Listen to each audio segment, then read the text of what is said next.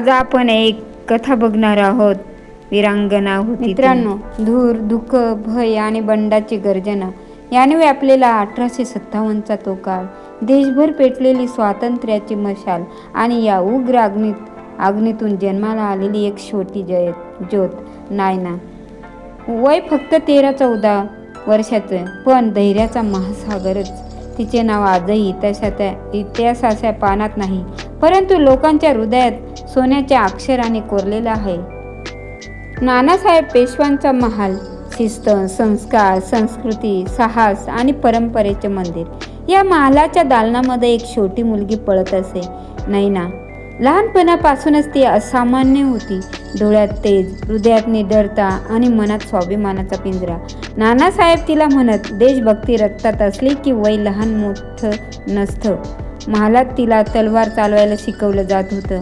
नृत्याच्या पावलात तिची चपळाई दिसायची, तर तलवारीच्या वारात वज्रासारखी शक्ती. महालातील सर्वजण म्हणत, ही मुलगी एक दिवस मोठे कार्य करणार. आणि ती मुलगी म्हणजे नानासाहेबांची दत्तकपुत्री. 1857च्या उठावाची चाहूल. देशभर उठाव पेटत होता. मंगल पांडेंच्या बंडाची ज्वाळा सर्वत्र फैलायली होती. लोकांत सत्ता, स्वराज्य, स्वातंत्र्य यांची चर्चा चालू होती. महालात गुप्त सभा, पत्र, संदेश सतत चालू असत. रात्री महालातल्या ज्योती लांबपर्यंत दिसत असत, जणू स्वराज्याचा दीप प्रज्वलित होत होता. नायना हे सगळं मोठ्या डोळ्यांनी विचारायची. आपण का लढतो? नानासाहेब शांतपणे म्हणत, कारण गुलामी ही साखळी फक्त तुटते, मोडत नाही. नायनाच्या मनात ठिणगी पेटली. नायनावर एक गुप्त जबाबदारी देण्यात आली. एक दिवस नानासाहेबांनी नैनाला बोलवलं. नैना, तू लहान आहेस, पण तुझा मेंदू मोठा आहे. तू इंग्रजांना चकवू शकतेस. आजपासून तू आमची गुप्त संदेशवाहक. नैनाच्या चेहऱ्यावर विजय स्मित उमटलं.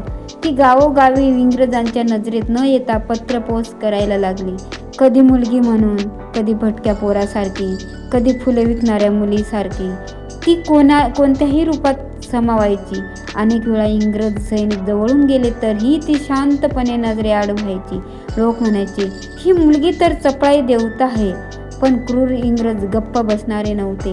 गावागावात उडणारी माहिती पाहून त्यांना संशय येऊ लागला.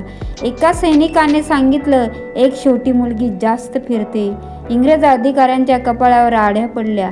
ते म्हणाले, लहान की मोठं, बंडखोर म्हणजे बंडखोर. आणि नैनाच्या शोधासाठी सैनिकांची तुकडी निघाली. एक संध्याकाळ नैना पत्र लपून परतत होती. तितक्यात इंग्रजांनी घोड्यांची फौजा तिच्या मागे लावल्या. तिची पावले वेगाने धावू लागली, पण जंगलाच्या कडेला तिला पकडले गेले. अधिकारी ओरडला, आत्ता सांग, कुणासाठी संदेश घेऊन जातेस? नैनाचे उत्तर विजासारखे, देशासाठी. अधिकारी थरथरला.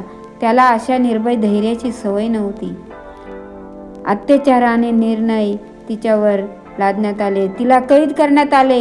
अत्याचार, धमक्या, वेदना, पण नैनाच्या ओठावर एकच शब्द, ते म्हणजे स्वातंत्र्य.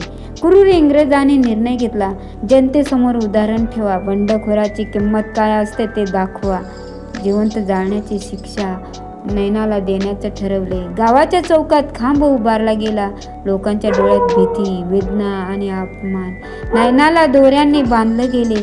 ती फक्त 14 वर्षाची होती मुलगी, पण तिचा चेहरा शांत, तेजस्वी आणि निर्धारपूर्ण, भय नसलेलं. इंग्रज अधिकारी म्हणाला, शेवटची संधी देतो, सर्व सांग. नैना हसली.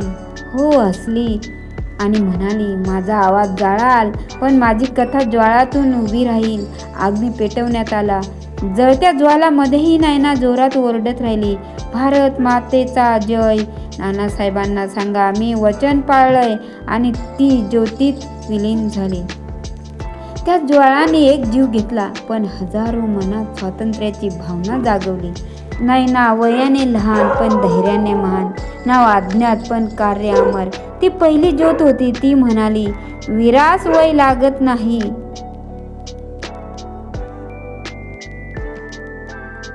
काही नावं स्वातंत्र्याच्या पानात आपल्याला दिसत नाही, परंतु लोकांच्या मनात आजही आहेत.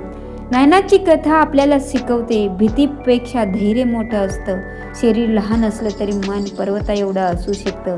देश, कर्तव्य आणि सत्यासाठी उभं राहणं म्हणजेच खरा पराक्रम. एक छोटी ज्योतही संपूर्ण अंधार पेटू शकते. आज आपण स्वातंत्र्य श्वास घेतो कारण नयनासारख्या अनामिक वीरांगनाने स्वतःला जाळून आपल्यासाठी जीवन उजळवलंय. ती मरताना जळली पण इतिहासात ती तारा बनून कायमची चमकली. तर मित्रांनो, अशी होती नयना कुमारीची ऐतिहासिक मोटिवेशनल कहाणी आणि ती आपली एक स्वातंत्र्य वीरांगना आहे. म्हणायला गेलं तर ती पहिली स्वातंत्र्य वीरांगना होती, परंतु तिचं नाव आज इतिहासात जास्त उल्लेख दिसत नाही. जे आपल्या बुजुर्गांनी सांगितलं त्यांच्या डोळ्यासमोर घडलेली गोष्ट त्यानुसार ही thank you for watching guys. सत्यकथा आहे.